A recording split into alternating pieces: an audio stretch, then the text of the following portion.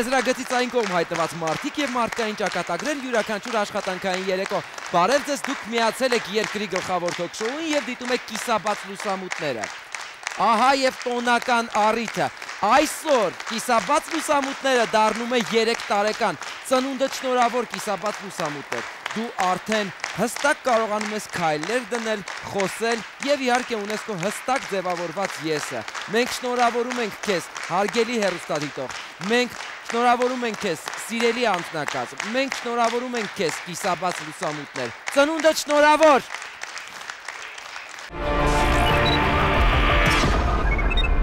Տասնամյա Մարիամը չի երազում քաղցրավենիքի ու խաղալիքների մասին։ Փոխարենը նա ցանկանում է, որ մի օր իր քույրն ու մայրն առողջ լինեն, իսկ ինքն էլ երջանիկ։ Փոքրիկի առօրյայի մի մասը ընտանիքի անդամներին մշտապես ուրախացնելն ու նրանց բոլոր հարցերում օգնելն է։ Բազմաթիվ երազանքների ու ցանկությունների շարքում նրա համար առաջնայինը ուզում եմ դառնամ դատախազ։ Ինչ պայմաններում է ապրում Մարիամի ընտանիքը, ինչպես են նա պայքարում ստեղծված դժվարությունների դեմ եւ որն է նրա մանկական երազանքը։ Մեծ եմ, թե փոքր, կիսաբաց լուսամուտներից ներս։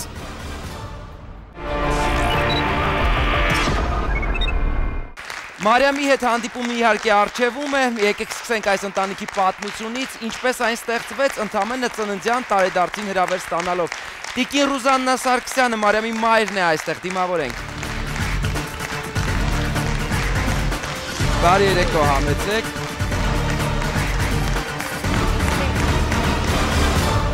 Բարի երեկո, տիկին Ռուզան, շնորհակալ եմ կիսաբաց լուսամուտներին դիմելու համար, այնուհետ հրավերն ընդունելու համար մասնակցության եւ իհարկե այստեղ ներկա գտնվելու համար։ Անկեղծ ասած, մի տեսակ միշտ զարմանում եմ դեռևս, որ շատ վաղ հասակում մարդիկ ամուսնանում են։ Ձեր դեպքում էլ բացառություն չէ, դուք համալրում եք այն հյուրերի ցուցակը,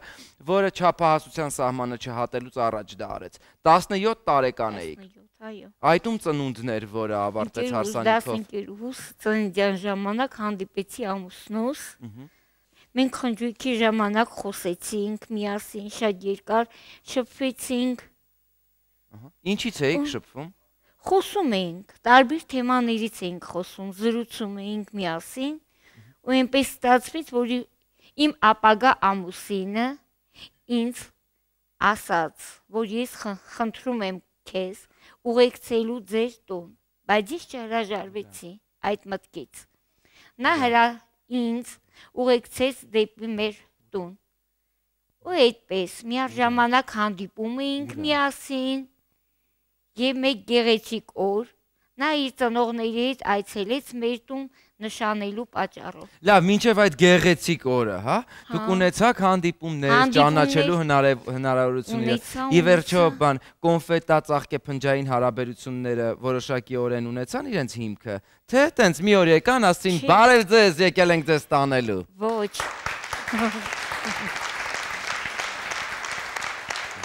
Հեռախոսազանգերով շատ ենք հանդիպել, հեռախոսով զանգահարելը ես հանդիպել եմ դպրոցից հետո 17 տարեկանում, բայց դպրոցից հետո ձեր տարիքի աղջիկները գնում էին հավելյալ դասերի, որպեսզի կարողանան ընդունվեն բարձրագույն ուսումնական հաստատություն, դուք էլ դասեր էիք ընդունում, ինչպես ապագա ընտանիք ստեղծել։ Այո, այդպեսի մի բան։ Ու նա օրերից մի օր ինձ ասաց, որ իր ծնողների հետ ուզում է գա մեր տուն, որպեսզի իմ ձեռքը խնդրի։ Ու այդպես էլ եղավ։ Նրանք այցելեցին մեր տուն, բանից պարզվեց, որ իմ կեսրայրը ապագա եւ իմ հայրս ծանոթներ էին։ Միմյանց ճանաչում էին։ Ու այդպես նրանք պատրաստված եկել էին մատանիով, որպեսզի նշանեին։ Նշանեցին եւ 7 ամիս հետո ես հույր գնացի ու մնացի կեսրայրիս տանը։ Ու այդպես մենք ամուսնացանք։ Ուղղակի տենց հյուր գնացիք ու որոշեցիք, որ դա ամուսնություն է։ Չէ, ինձ հույր տարան նշանվելուց հետո։ Հրաշքան։ Նշանված էի, իրենք տարան ինձ հույր ու չթողեցին, որ հետ գայի հայրական օջախ։ Ու դա եղավ մեր ամուսնությունը։ Երբ հարցրեցինք, թե ինչ տեսակ էր ձեր ընտանիքը, մի բառ ընդամենը ասացիք, կգնեք այդ ընտանիքի բնորոշումը, ածական տվեցիք ձեր ընտանիքին, ինչ ընտանիք էիք կազմել։ Ընտիր ընտանիք, առողջ։ Ինչով էր ընտիր ձեր ընտանիքը։ Մթնոլորտն էր շատ գեղեցիկ, վեճեր չկային, մենք համընկնում էինք միմյանց խոսելով հասկանում էինք, թե ինչ պետք է լինի հաջորդը։ Ու այդպես դրա համար ինձ թվում է, որ այդպես ամուսինները իրար հետ կարճ բառից, եթե հասկանում են միմյանց, ուրեմն դա նշանակում է առողջ ընտանիք, առողջ մթնոլորտ։ Եվ այսպես 87 թվական ձեր ամուսինը մեկնում է զինծառայության, հա։ Ինքը ծառայում էր, մենք ծնվեց իմ մեծ աղջիկս 1987 թվականին։ Եվ մենք նրան ուղարկեցինք նամակ, որ ունեցել ես դուստր։ Որտեղ էր ծառայում ձեր Դրեզդեն, Գերմանիա։ Գերմանիայում էր տանը։ Այո, այո։ Եվ Գերմանիա լուրը հասավ, որ դուստր է ունեցել։ Նամակ ուղարկեց կեսրայրս, որ դուստր ես ունեցել։ Ու այդպես, նա չէր կարող գալ։ 1 տարի հետո, գալուց հետո, նա զարմացավ, որ ինքը իրոք դուստր ունի։ Նա շփոթված էր, նայում էր երեխային ու շփոթված, չգիտեր ինչ բառ արտահայտել։ Փաստորեն շփոթվեց, բայց շփոթմունքի ընթացքում չմոռացավ նաև Չմոռացավ ոչ մի բան ու գրկեց երեխային ուրախությունից ինքն իր գլուխը կորցրել էր, որ ինքն ունի դուստր։ Այնքան գլուխը կորցրեց, որ կատարեց ամուսնական հերթական պարտականությունը, գնաց եւ մի տարի հետո ծնվեց երկրորդ երեխան։ Որտեղ էր ամուսինը, երբ ծնվեց երկրորդ երեխան։ Երկրորդ Հայաստանում էր ինքը, որ ծնվեց։ Եկել էր հետ։ Արդեն զինծառայությունը վերջացրած եկել էր տուն։ Արդեն իր ընտանիքում էր 5 ամսական էր միջնակ աղջիկս, որ սկսվեց Ղարաբաղյան շարժը։ Եվ նա մեկնեց կամավոր։ Ղարաբաղում էր։ Ես տանում էի։ Հասկանում էի, որ նա գնացել է հայրենիքը պաշտպանելու համար։ Եվ նորից առողջ մնաց իմ մթնոլորտը, ընտանեկան մթնոլորտս ամբողջովին առողջ էր։ Մենք էլ իր հետ ծառայում էինք Ղարաբաղում։ Նա գալիս էր ընկերներով տուն։ Շատ լավ էինք վերաբերվում, հասկանում էինք, որ դա միայն իր համար չի, միայն մեր հայ ազգի համար է։ Իսկ Շուշիի ազատագրման ժամանակ չեմ կարող պատկերացնել ու պատմել, թե ինչ հուզմունք եմ ապրել։ Ինչպիսի ազատամարտիկներ ապրելով մեր հայաթում ոնց էին ապրում, որ Շուշին ազատագրել են։ Դա իհարկե պարբռնելու առիթ է ու ոչ միայն հենց այդ օրերին, այլ շարունակ այսօր եւս։ Շարունակ, հա, ես հպարտ եմ, որ իմ ամուսինս ազատամարտիկ է ու իմ ընտանիքի համար եմ շատ հպարտ, որ այդպիսի ամուսին եմ ունեցել։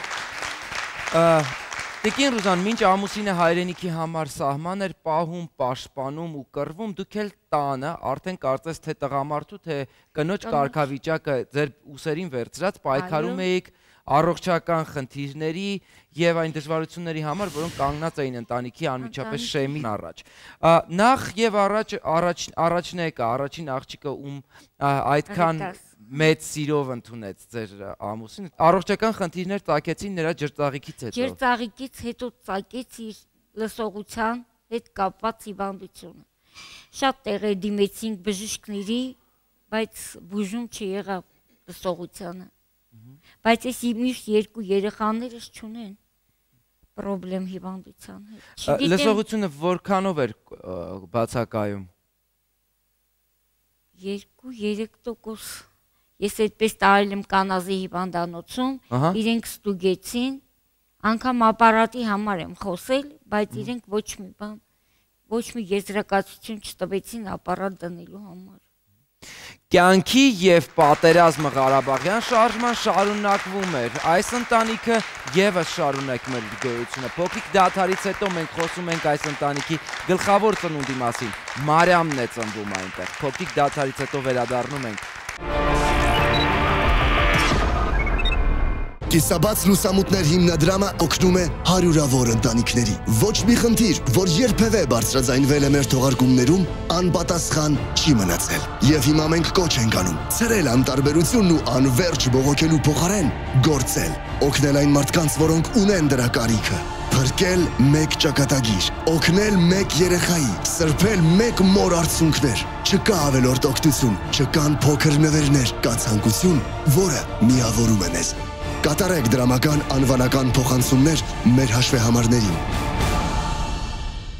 Երկրի թիվ 1 թոք-շոուն բացել է իր դռները բոլոր նրանց առջև, ովքեր օգնության, սեփական պատմությունները, խնդիրները եւ կարծիքները բարձրաձայնելու կարիք ունեն։ Բոլոր նրանց, ովքեր խճճվել են կյանքի բարդ իրավիճակներում։ Բոլոր նրանց, ովքեր հուսահատվել են։ Առաջին աշխատավարձով դու ինչ ես գնել։ Քուրիկիս համար մի բան կա մաքուր մեղր։ Ում կյանքը իրականության ու ստի մարտադաշտ է դարձել։ Մենք պատրաստ ենք օգնել։ Պոլիգրաֆ սարքի միջոցով ճշմարտությունը բացահայտելով 99.9%-ով։ Եվ բոլոր նրանք, ովքեր ցանկանում են հենց տաղավարից հետևել իրադարձությունների զարգացմանը։ Ես ուզում եմ օլիգարխ ուսուցիչ դառնամ։ Մասնակցել նկարահանումներին, ունենալ հնարավորություն հենց տաղավարում արտահայտել սեփական կարծիքը, կարող են զանգահարել մեզ եւ գրանցվել։ Բոլորին երջանկություն, goodbye։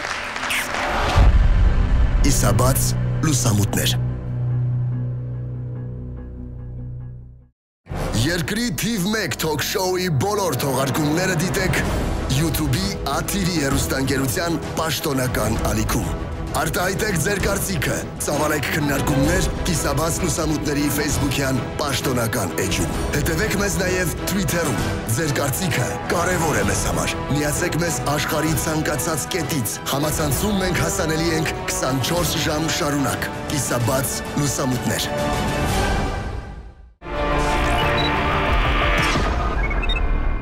Դուք դիտում եք Կիսաբաց լուսամուտները, շնորհակալություն բոլորին ուշադրության համար։ Կիսաբաց լուսամուտներ բարեգործական հիմնադրամը շարունակում է ընդունել անվանական դրամական փոխանցումներ այն ընտանիքների համար, որոնք դժվար կացության մեջ են եւ այսօր մեր օգնության կարիք ունեն։ Օգտագործեք այն միջոցները, որոնք տեսնում եք ձեր էկրանների ներքևի հատվածում։ Վերադառնալով Տիկին Ռուզանի հետ շարունակենք խոսքը երրորդ ծնունդի վերաբերյալ։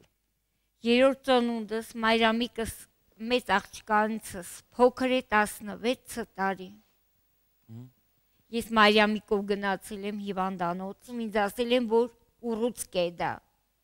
Ոչ թե ծնունդ, ոչ թե երեխա։ Ես շուկայի մոտ վատացել եմ, ինձ տեղափոխել են հանրապետական հիվանդանոցում, ստուգել են եւ ասել են, որ 5.5 ամսական հղիություն է եւ աղջիկ երեխա։ Ես այդպես գալիս եմ տուն։ Եթե անկեղծ Մարիամը պլանավորված երեխա էր, թե ուղղակի ստացվեց։ Ոչ, ուղղակի ստացվեց։ Բայց վատ չստացվեց, ասեմ ձեզ, քիչ անց կծանոթանաք Մարիամի հետ։ Գալիս եմ տուն, փոխանցում եմ ամուսնուս լուրը, ասում եմ մեկ գեղեցիկ լուր ունեմ հայտնելու քեզ, զարմացած դեմքիս անայ։ Ինչ լուր։ Ասում եմ մենք երրորդ աղջիկն ենք ունենալու 16 տարի ընդմիջումից հետո։ Մեր տանը այդ օրն էր մեծ ուրախություն։ Զարմանալի տղամարդ է ձեր ամուսինը եղել, բոլորը սպասում են Արուզավակի, իսկ նա ցնծության մեջ էր ընկնում յուրաքանչյուր դստեր ծնունդի մասին լուրից։ Հրաշ ջան, միևնույն էր մեզ համար, Արուզավակ կլիներ թե դուստր, միայն լիներ երեխա։ Հա։ Զարմանում եմ ինչի է 3-ով սահմանափակվել։ Այդպես ստացվեց։ Եվ այսպես Մարիամը լույս աշխարհ եկավ։ Այո, եկավ 8 ամսեկանում Մարիամը լույս աշխարհ, ու մենք շատ ոնց որ մեր ընտանիք աղունիկ կար,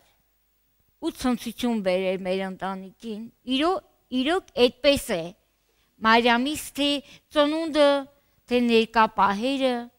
շատ գեղեցիկ, չգիտեմ, ոնց որ մեծացած, փոքրացած լինի։ Ամեն հարցում իմ կողքին կանգնած է Մարիամը։ Ամուսնությունից հետո դուք ընտանիքով ամուսնու հետ որոշեցիք առանձին ապրել եւ վարձու կնոջ բեռը շատ ավելի դժվար է, երբ որ փոքր երեխաներ կան ընտանիքում, չկան օգնող ձեռքեր, սկեսուրը, մայրիկը եւ մնացած բոլորը, ովքեր կարող են օգնել երեխաներին մեծացնելու գործում։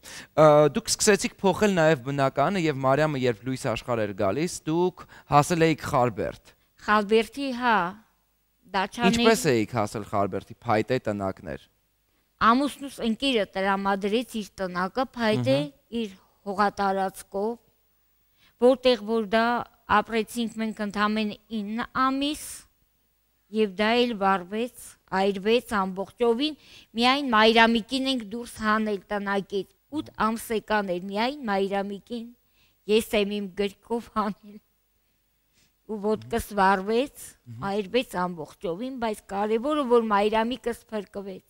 2008-ը իր, այսպես ասած, ամսով, որ հայ ճակատագրի մեջ իր ուրույն տեղն ունի, ունեցավ նաև հատուկ սևով ներկված ձեզ համար ամսաթիվը, դա ապրիլն էր։ Ապրիլի 13-ը, դա մի դաժան օր էր, որ իմ ամուսինս ինֆարկտից մահացավ, և այդ օրը Մայրամիկս երբեք չի մոռանում, քանի որ իր ծննդյան օրն էլ ապրիլի 15-ն է, երբ որ այդ օրը գալիս է, ինքը շատ է տխրում, որ հայր չունի։ Բայց իր ուսուցիչները, ուսուցչուհիները իրեն այդ օրը շատ են մխիթարում, միևնույն դեպքում ես։ Ուսուցչուհու մոտ լաց ա լինում, հայրիկս, ես տորթ եմ տանում, դպրոց, Մայրամիկս չի մոտիկանում, ասում է հայրս մահացել է, թող երեխաները օգտվեն, բայց ես չեմ ուզում։ Ուսուցչուհին գրկում է տանում է տնօրենի մոտ, միևնույն դեպքում համ ուսուցչուհուց եմ գոհ, համ տնօրենից։ Ինչպես եմ փայփայում, ինչպես մայրը կանի։ Այս երեխան ինքն իրեն ասում է, որ ես չեմ հասկանում դեռ մեծացած, փոքրացած եմ, թե հենց այսպես էլ ծնվել եմ։ Եկեք խոսենք մեծավարի Մարիամի հետ, չնայած նա 10 տարեկան է։ Դիմավորենք նա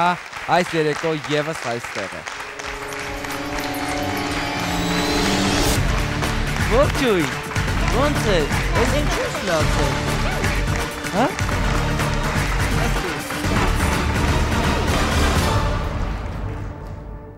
Հուզվել ես, հաստատ, մի տեսակ թաց էր աչուկներդ։ Թաց չէր։ Թաց չէր։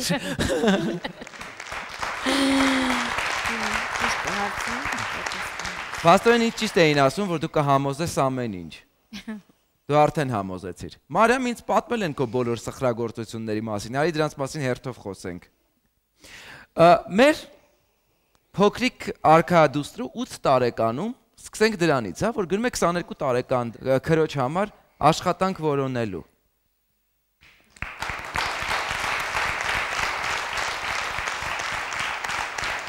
Իդեպ լսողության խնդիրներ ունեցող քույրիկի համար։ Կպատմես Մարիամ ինձ ինչի տենց որոշում կայացրեցիր։ Որովհետև մայրիկս չէր աշխատում, քույրիկս ասաց, որ պետք է աշխատի, որ մայրիկիս օգներ։ Ոնց ես սկսել փնտրել աշխատանք քույրիկի համար։ Մենք քույրիկիս հետ գնացինք աշխատանք փնտրելու, երկու խանութ մտնանք, մեկ ռեստորան մտնանք։ Նրանք համար վերցրեցին մեզանից և ասեցին կզանգեք, բայց չզանգեցին մեզ։ Հետո մայրիկս ասաց, դե պետք չէ։ Իսկ ինչ աշխատանք էիր ուզում, որ քույրիկը կարողանա անել։ Ինչ ապսրեցրել էր այն բառերը, որոնք դու ասել էիր աշխատանք փնտրելուց։ Սպասք լվացող և հավաքարար։ Իսկ ինչի սպասք լվացող կամ հավաքարար։ Որովհետև այդ աշխատանքները լսողության հետ խնդիր չի լինում։ Դրա համար ես դա եմ։ Ինձ ուղղակիորեն տակնու վրա էր արել ամբողջ հոգեկան աշխարհս, երբ որ Մարիամը մի արտահայտություն էր ասել, դա հետևյալն էր, որ պարտադիր չէ այս դեպքում լսելը, ուղղակի ինքը գլուխը կախ կարող է իր գործը անել։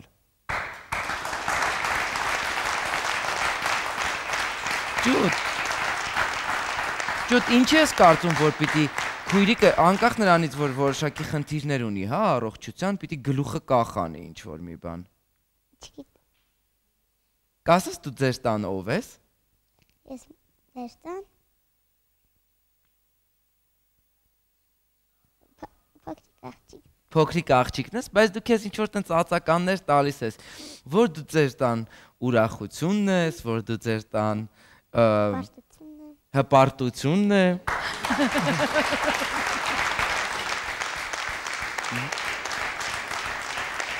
Կասես ինչպես է քո առօրյան անցնում։ Շատ լավ։ Հա, ինչ ես անում։ Մայրիկիս և քույրիկիս ուրախացնում եմ իմ գնահատականներով, լավ եմ սովորում դպրոցում։ Հաճախ նրանց համար գույնավոր թղթերով բարձիկներ եմ պատրաստում։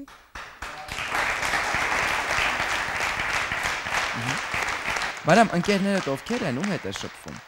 Իմ դասընկերուհիների հետ։ Շատ ես շփվում, շատ ես ժամանակ ընտանիքից բացի տրամադրում ընկերներին։ Ոչ։ Ինչու՞։ Որովհետև իմ ընտանիքը ինձ հանդեպ շատ լավ է վերաբերվում եւ ես նրանց կողքին պետք է լինեմ, ոչ թե իմ ընկերների։ Վայազի ջան։ Չէ, դու 10 տարեկան ես, բայց արդեն կոնկրետ նպատակներ ու պլաններ ունես այս կյանքում։ Ռեպորտաժում մենք լսեցինք, որ դու ուզում ես դատախազ դառնալ, բայց դատախազը նաև այլընտրանքային տարբերակ ունի, կամ բժիշկ, կամ դատախազ։ Ինչի՞։ Ես ուզում եմ որ բժիշկ դառնալ, որովհետև իմ տատիկները եղել բժիշկ։ Ես ոչ թե ուզում եմ այն բժիշկներից դառնալ, որը դեղերով է բուժում, այլ որ տրամադրությունն է բարձրացնում եւ ծիծաղով է բուժում երեխաներին։ Վայազի ջան։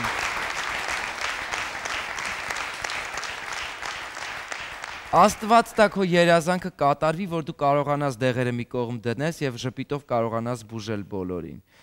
Իսկ դատախազ ինչի, ուզում ես էլի ժպիտով գործերը։ Ես ուզում եմ դատախազ դառնալ։ Ուզում եմ դատախազ դառնալ, որ չար մարդկանց դատեի։ Որոնք իրենց երեխաներին չեն ընդունում։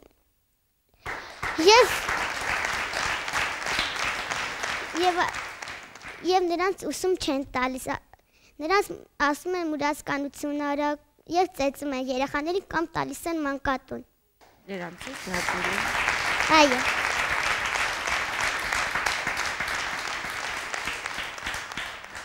Մարիամ, դու գիտես ինչ, որ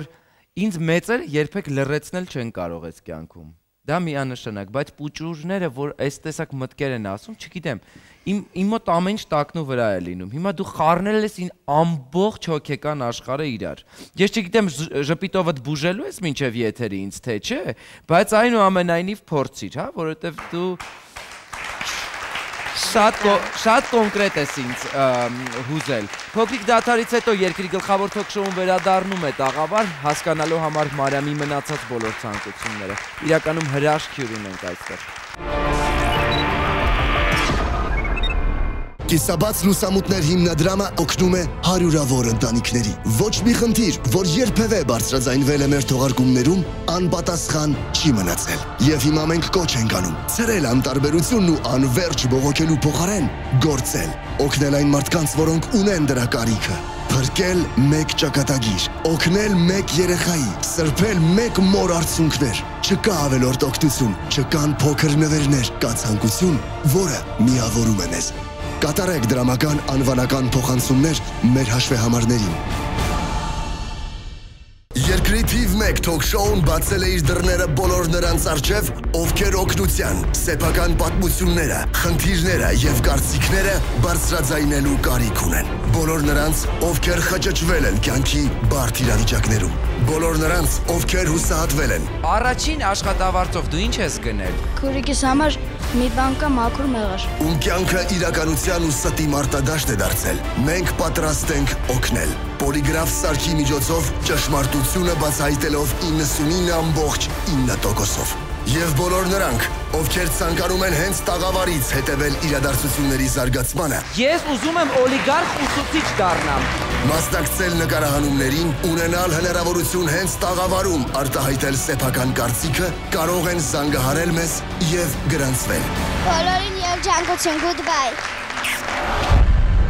Կիսաբաց լուսամուտներ։ Երկրի թիվ 1 թոք-շոուի բոլոր թողարկումները դիտեք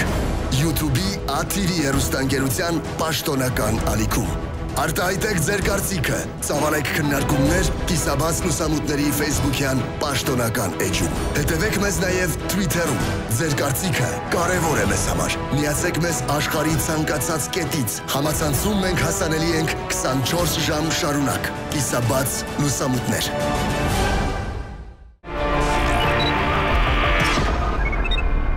Դուք դիտում եք կիսաբաց լուսամուտները, մենք վերադառնում ենք, ծանոթացեք այսօրվա թեմային։ 10-ամյա Մարիամը չի երազում քաղցրավենիքի ու խաղալիքների մասին։ Փոխարենը նա ցանկանում է, որ մի օր իր քույրն ու մայրն առողջ լինեն, իսկ ինքն էլ երջանիկ։ Փոքրիկի առօրյայի մի մասը ընտանիքի անդամներին մշտապես ուրախացնելն ու նրանց բոլոր հարցերում օգնելն է։ Բազմաթիվ երազանքների ու ցանկությունների շարքում նրա համար առաջնայինը ուզում եմ դառնամ դատախազ։ Ինչ պայմաններում է ապրում Մարիամի ընտանիքը, ինչպես են նա պայքարում ստեղծված դժվարությունների դեմ եւ որն է նրա մանկական երազանքը։ Մեծ եմ, թե փոքր, կիսաբաց լուսամուտներից ներս։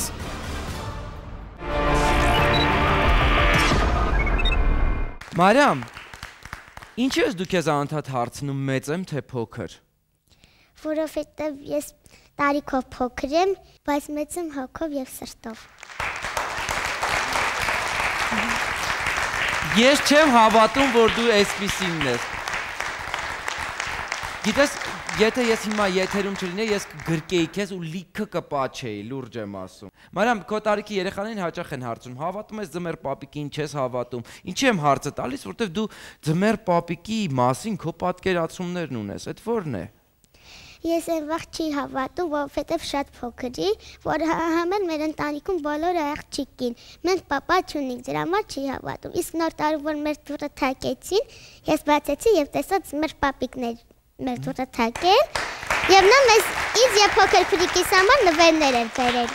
Ինչ տեսքով էր ձմեռ պապին, ես մինչև օրս չեմ տեսել իրեն։ Նա կարմիր հագուստով էր եւ սպիտակ մուրուքով։ Ճիշտ է, որ ասում են քիթ կարմիր է լինում։ Այո։ Քիթ կարմիր էր։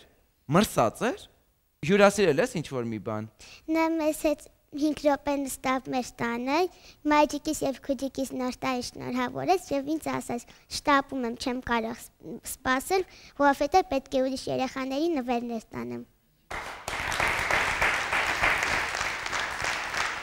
Մարիամ, ես չգիտեմ ձմեռ պապին ինչ է քեզ բերել այս տարվա ընթացքում, բայց գիտես ինչ, ես չեմ կարողանում համբերել։ Մի հատ, եթե կարելի է քեզ պուճուր նվեր տամ, հա, կիսաբաց լուսամուտների կողմից եւ մեր բարերարների։ Ես կխնդրեմ Մարիամի նվերը բերել այստեղ։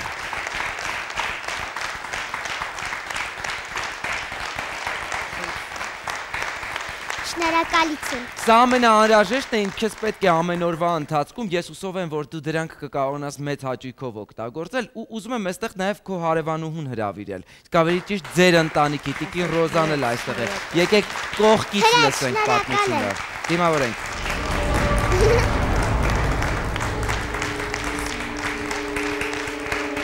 Համեցեք։ Բարև ձեզ, համեցեք։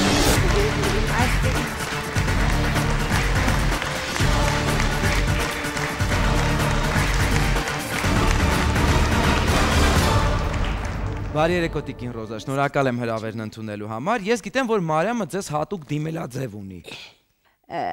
Մարիամը ինձ դիմում է որպես տատիկ։ Բայց տատիկներինով է ասում տիկին Խաչատրյան։ Բոլորը ինձ ասում են տիկին Խաչատրյան։ Ես էլ ձեզ ասեմ տիկին Խաչատրյան, թե Ոնց ուզում եք, как хотите։ Իսկ ինչպես դուք եք ուզում։ Я, как бы вам сказать, Иисуса ձեզ պապան, ոնց ցանկանում եք։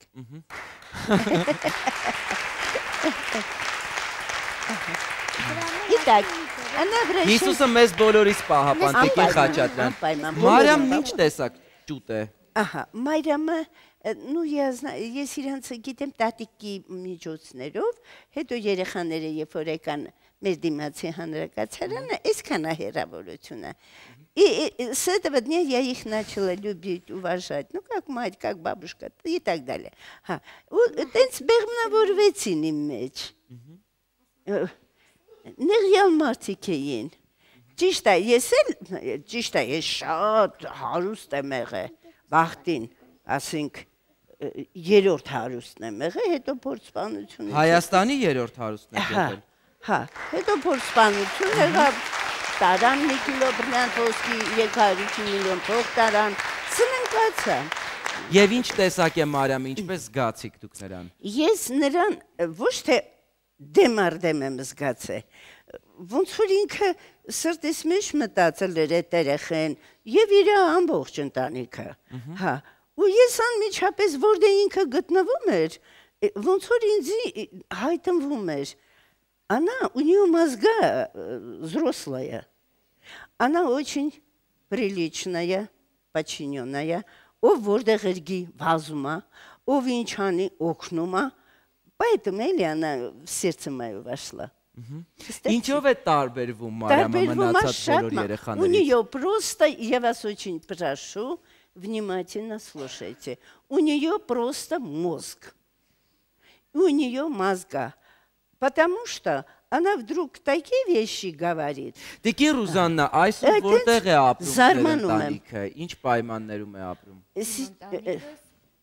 Ապրում ենք ներկապահում Վարդաշենի համար 68A հանրակացարանում։ Ինչպես հասակ Վարդաշեն։ Այս հանրակացարանում ապրել են իմ հայրս, մայրս, հայրս մահացավ, մայրիկիս հետ էինք։ Ներկապահում մայրս էլ չկա, հանգուցյալ է, այս որպես եժառանք մնաց ինձ։ Այդպես ապրում ենք հանրակացարանում մեկ սենյակում 13 քառակուսու մեջ։ Հաշտ համերաշխ ապրում ենք, չգիտեմ։ Ապրում ենք այդ հանրակացարանի 3-րդ հարկում։ Ինչով է ապրում այսօր ձեր ընտանիքը։ Ստանում եմ 13,000 կենսաթոշակ հիվանդության կարգի և 27,000 նպաստ, ուրիշ ոչինչ։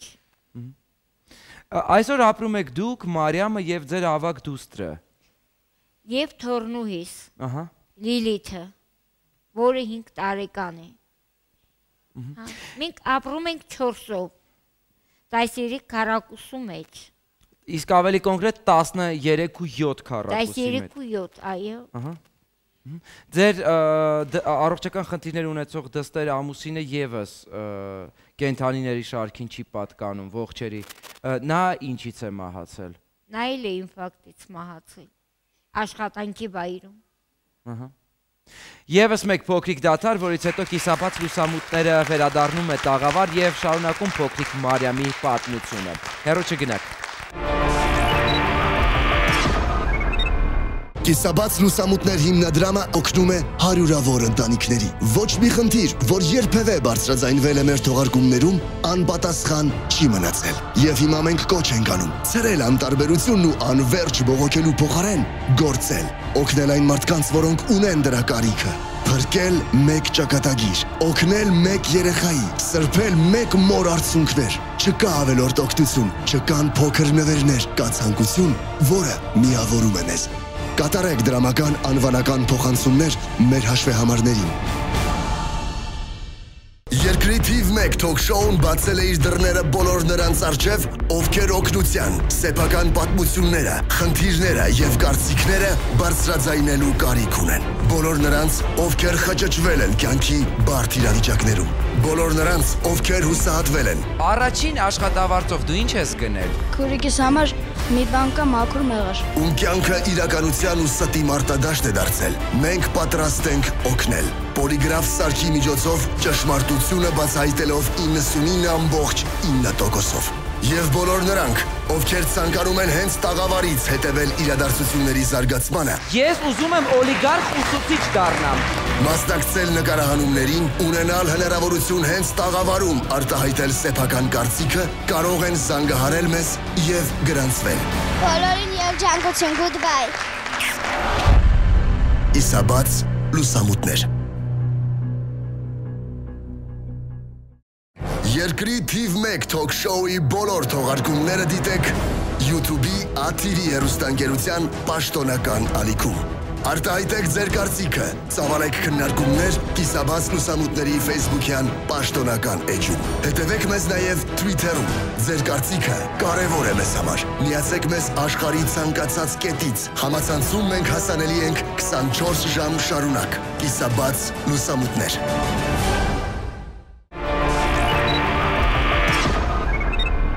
Դուք դիտում եք երկրի գլխավոր թոք-շոուն «Մեծ եմ, թե փոքր», կիսաբաց լուսամուտներից ներս մենք վերադառնում ենք։ Տասնամյա Մարիամը չի երազում քաղցրավենիքի ու խաղալիքների մասին։ Փոխարենը նա ցանկանում է, որ մի օր իր քույրն ու մայրն առողջ լինեն, իսկ ինքն էլ երջանիկ։ Փոքրիկի առօրյայի մի մասը ընտանիքի անդամներին մշտապես ուրախացնելն ու նրանց բոլոր հարցերում օգնելն է։ Բազմաթիվ երազանքների ու ցանկությունների շարքում նրա համար առաջնայինը ուզում եմ դառնամ դատախազ։ Ինչ պայմաններում է ապրում Մարիամի ընտանիքը, ինչպես են նա պայքարում ստեղծված դժվարությունների դեմ եւ որն է նրա մանկական երազանքը։ Մեծ եմ, թե փոքր, կիսաբաց լուսամուտներից ներս։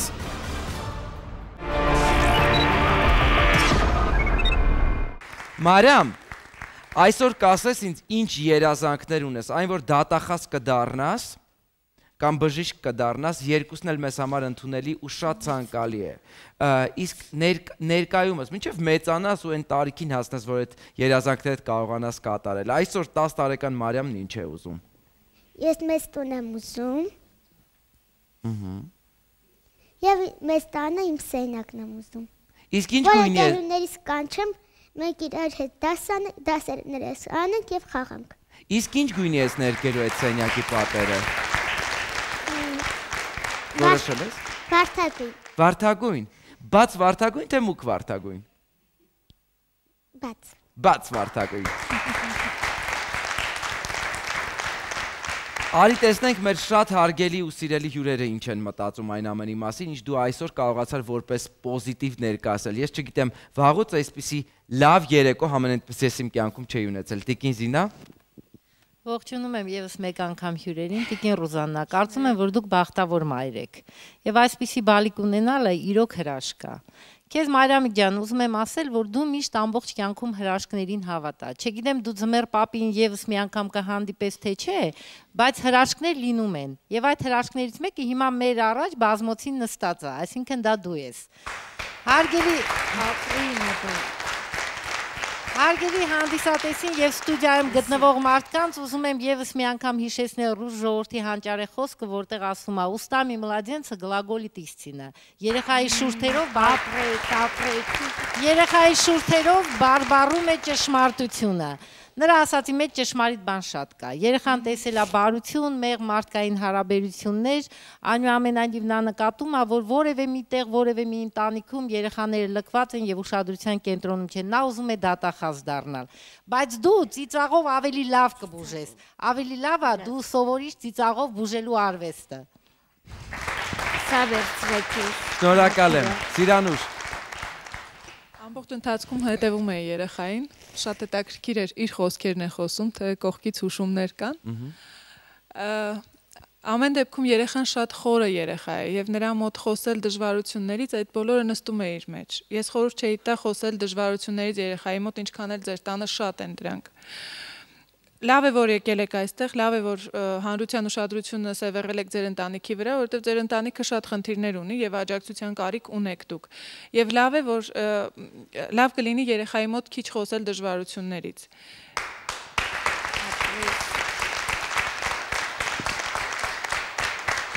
Սիրանուշ, սա այն երեխաներից է, որ ապրում է եւ խոսքի հիմքը, բայց այնուամենայնիվ սա ինչ է կարծում Մարիամի կողքը, Մարիամի ներկայությամբ շրջանառվող լուրերն են, որ Մարիամը ուզած թե չուզած մեծացավ ու հիմա է կասկածում մեծ եմ թե փոքր։ Երեխայի մոտ ամեն դեպքում յուրաքանչյուր երեխայի մոտ խոսվում է, գիտես, հարևանը էս չունի, բարեկամը էս չունի, մենք սա չունենք եւ այլն, երեխայի մեջ այս երեխայի մեջ ամեն ինչ շատ խոր նստվածք է տալիս։ Նա շատ խորը մտածում է, ընկնում է իր մտքի ետևից, ոնց որ մեր ժողովուրդն է ասում, հա։ Եվ սա իր վրա շատ լուրջ ազդեցություն կունենա։ Ինքը հնարավոր է ունենա մեծ հասակում արդեն դեպրեսիաներ, որ չի կարողանում օգնել։ Հիմա ինքը իրեն ուժեղ է զգում, մեծ է զգում, որ օգնում է, բայց երբ որ մեծանա ու տեսնի ավելի մեծ գլոբալ հարցեր կան, որոնց ինքը լուծում չի կարող տալ, սա իր մոտ ֆրուստրացիաների եւ դեպրեսիաների կբերի։ Դրա համար դնել նրա ուսերին անընդհատ այդ խնդիրները ես խորհուրդ չէի տա։ Երեխան ապրում է 13 հրաշք է, ընդունում է։ Հարգելի Սիրանուշ, ոնց կարելի է երեխային ակվարիումի մեջ պայել, ասել, գիտես ինչ, 13 քառակուսու մեջ դա շատ լավ է, փայլուն է։ Պետք չի դա ասել, բայց Մարիամիկի յուրահատկությունը նրա մեջ է, որ նրան ասել պետք չի, նա տեսնում է եւ զգում է։ Նկատի ունեցեք։ Այնքան է, ինչքան նա տեսնում եւ զգում է։ Այնքան է, ինչքան նա տեսնում եւ զգում է, բավարար է, եւս մեկ անգամ նրան ասել դա պետք չի։ Իմ ասածը սրան։ Շատ լավ, Տիկին Ռոզա, ինչ եք ուզում ասել, խնդրեմ։ Արդեն 10 տարուց ավել է այդ ընտանիքին ճանաչում եմ։ Կոմնալը այսինքն տունը հասկացա ունի քառակուսին, բայց խնդրում եմ ինձ բացատրեք, եթե կարող է սխալ լինեմ, էլի, օրենքը ծնված օրից երեխային չի պատկանում, պատկանում է, չէ՞։ Հիմա ինձ շատ է տանջում այդ բանը, քանի տարի է, մարդիկ այդ հանրակացարանի մեջ իմ դեմ ու դեմ ապրում են, տուալետ չունեն երեխեք, չունեն ծնողներ, աղջիկներ, տղաներ, բալաջան եւ ամբողջը այն որ ասում կներեք էլի շատ կոպիտ, կներեք էլի կոպիտ արտահայտությանս, որ ասում ես զնգնում է, դանակը շատանում է։ Այս արտահայտությունը դուք հիշում ուր գնա։ Լավ, ինչի է ձեր հարևանուհին եզը եւ դանակը հիշեց մի նպատակով, որ հարևանների կողմից դուք անդադ հալածված եք։ Մեր ամբողջ կոմունալը, պետական կոմունալը, որ կա փակված է դա։ Վերցրել են եւ փակել են, մեկ անց կա, որը փակել է։ Ով է փակողը։ Հարևաններից է վերցրել, խորհրդարան է սարքել իր համար։ Դա է ամբողջ պատճառը, որ կոմունալ չունենք։ Այսինքն իրեն համար ստեղծված է հարմարություններ, ձեզ զրկված տարբերակի շնորհիվ։ Այո, դա է ասում ինքը։ Երբևիցե փորձել եք այս հարցին լուծում տալ, որևէ կերպ դիմելու ղեկավարությանը հանրակացարանի, պատկան մարմիններին։ Դիմել եմ։ Ու ինչ պատասխան։ Ժեկում եմ դիմել, ասել են մարդիկ կուղարկենք, բայց մինչև օրս ոչ մեկ չկա։ Այսինքն 10 տարի ձեր ժեկից մարդիկ չհասան հանրակացարան։ Չհասան, չէ։ Միգուցե սառած է ճանապարհները, դրա համար չեն գալիս։ Գուցե հոգիներն ասառած, դրա համար ես ուղղակիորեն խոսքով դիմեմ համապատասխան մարմիններին, եթե դուք դժվարանում եք ամառ թե ձմեռ, ինչպես տիկինն է կիսահումորով ասում, սառած ճանապարհներով հասնելու, կիսաբաց լուսամուտների նկարանող խումբը անպայման ձեզ այցի կգա այս դեպքում, եւ մենք միասին կայցելենք դեպքի վայր, եւ չեմ կարծում, որ դա հաճելի լինի։ Սարգիս, մինչ Մարիամը երազում է դառնալ դատախազ ու չգիտես ինչի նրա պատկերացումով հենց դատախազը պիտի կարողանա երեխաների հարցերին լուծում տա, դա անում եք դուք եւ մնացած բոլորն ովքեր մտահոգ են երեխաների ապագայով։ Ինչպիսի տպավորություն է թողնում ձեզ վրա Մարիամը։ Նախ եւ առաջ շնորհակալություն եմ հայտնում ձեզ նման երեխա մեծացնելու համար։ Մարիամիկ ջան, թեպետ դու փոքր ես, բայց ես համոզված եմ, որ դու շատ մեծ ապագա ես ունենալու, շատ մեծ մարդ ես դառնալու։ Ես խոստանում եմ, որ այս տարի եւս քեզ ձմեռ պապը եւ ձյունանուշը այցի կգան։ Ապրես։ Եվ ցանկանում եմ ուշադրությունը բոլոր պատկան մարմինների սևեռել այս ընտանիքի վրա, քանի որ հայրը ընտանիքի եղել է ազատամարտիկ, եւ թե նախարարությանը, պաշտպանության նախարարությանն եմ դիմում, եւ թե ազատամարտիկների հիմնախնդիրներով զբաղվող այլ կազմակերպություններին, որպեսզի ուշադրության կենտրոնում պահեն այս ընտանիքին։ Շատ լավ։ Շնորհակալություն, ապրես։ Ինձ համար համենայնպես դեռևս զարմանալի է մնում, ինչի պիտի ժամանակին յուրաքանչյուր անձ, երբ որ ինքնակամ գնում էր դառնում սահմանը պաշտպանող, հետո այդ ընտանիքի անդամները պիտի գնան ու դռներ թակեն ու լավագույն դեպքում դրանք թակել, այլ ոչ թե խնդրողի եւ ձեռք մեկնողի կարգավիճակը վերցնեն ու անընդհատ խնդրեն այնինչ ժամանակի ընթացքում համենայն դեպս իրենց ծնողի, ամուսնու կամ մյուսի կողմից հայրենիքի համար արված է։ Մեր կողքին է նաեւ մեր լավ բարեկամ, արդեն տարուց ավել Երևան City սուպերմարկետների ցանցի հանրային հետ կապերի դեպարտամենտի ղեկավարը Էդգարը, բարև Էդգար։ Դե ինչ առաջին դեմքով առաջին անգամ տեսակ թե ինչ է կատարվում, որին համենայնպես դուք էլ որպես մեր լավ բարեկամ փորձում եք օգտակար լինել։ Ես էլ եմ ողջունում, Մարիամիկ ջան, փոքրիկ հրեշտակ ես, իսկական, քեզ առողջություն եմ առաջին մաղթում, որ դու մեծանաս ու հասնես քո բոլոր նպատակներին, ավելի քան վստահ եմ, որ հասնելու ես, ու միանգամից ուզում եմ քեզ ուրախացնեմ, որ դու կարող ես այլևս աշխատանք չփնտրել քո ավակ քրոջ համար, որտեղ Երևան City սուպերմարկետների ցանցը ամեն ինչ կանի, որպեսզի լուծի այդ խնդիրը ու քո քույրիկը կունենա համապատասխան աշխատանք։ Իսկ հիմա դա քեզ ուրախացրեց, չէ՞ Մարիամիկ։ Ժպտա։ Իսկ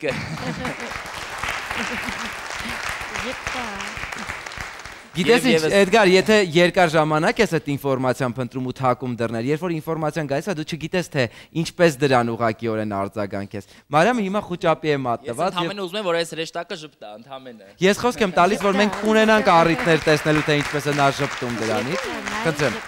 Եվ նաև Մարիամիկ ջան, Երևան City-ի կողմից քեզ մոտ ապագայում կսպասվի եւս անակնկալներ, մենք այցի կգանք ձեզ եւ դու կունենաս էլի շատ նվերներ եւ անակնկալներ։ Քեզ հաջողություն։ Շնորհակալ եմ մեր լավ բարեկամին, շնորհակալ եմ Էդգար հերթական անգամ մեր կողքը կանգնելու համար։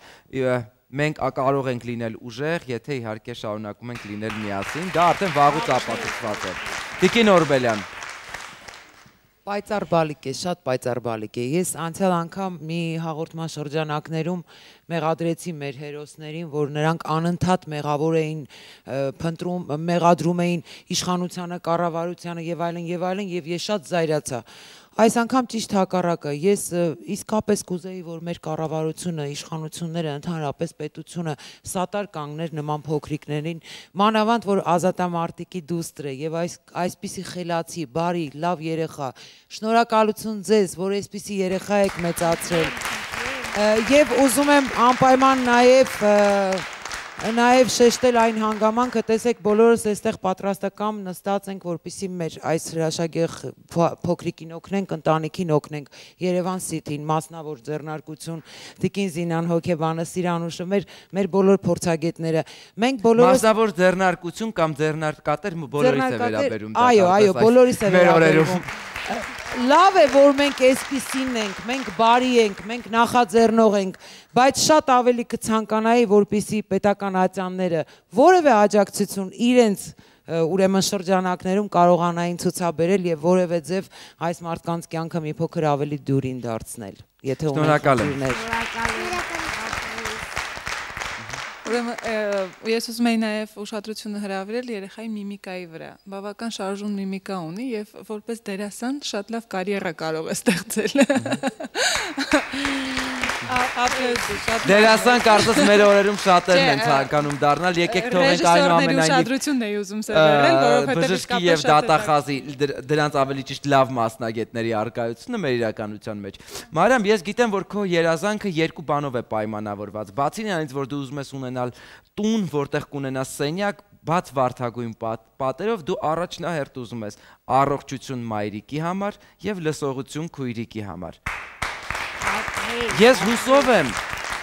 Մարիամ, ու շատ անկեղծ, ես հուսով եմ, որ այդ բոլոր երազանքներդ բացի նրանից, որ քեզ հնարավորություն կտրվի կարողանալ իրագործել այս կյանքում, դու կշարունակես ապրել այնպիսի աղջկա կյանքով, որը դու մեզ հիմա ես ներկայացնում, ու այն պոզիտիվն ու լույսը դու կարող ես տալ մեզ հավատացնելով, որ դա կարող է լինել։ Եկեք միասին կանգնենք այս ընտանիքի կողքը։ Կա արդեն առաջին արձագանքը, բայց դա պիտի լինի հաջորդական եւ իրար հետևող։ Կիսաբաց լուսամուտներ բարեգործական հիմնադրամը պատրաստ է ձեր օգնությունն էլ հասցնել Մարիամին, նրա մայրիկին եւ իհարկե քույրիկին։ Մենք սպասում ենք ձեր արձագանքներին։ Առողջ ու երջանիկ եղեք։ Այսօր այսքանը։ Ցտեսություն։